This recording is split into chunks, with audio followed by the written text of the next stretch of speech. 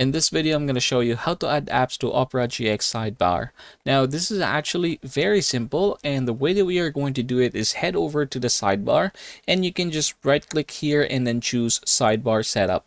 Now, from this point forward, you are going to see here different setups. We have workspaces, GX features, AI services. So if you're going to say, for example, click this one, you should be able to see that now we have added that one, Chat Sonic, and so many others here. We have messengers, this one, and so many other options. Now, say for example, what you're looking for is not found there. You can go ahead and try to look for sidebar extensions.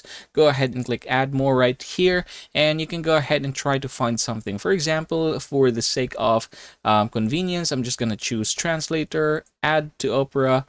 And yep, once it's installed, let's go ahead and try to see it here, sidebar setup, and then you have it here, the translator. So if I'm going to go ahead and basically just look for that, you should be able to see it somewhere here. There you go. So yeah, that is how it works. If you found this video helpful, please consider hitting that like button and subscribing to the channel. Feel free to share in the comments how this video has helped you.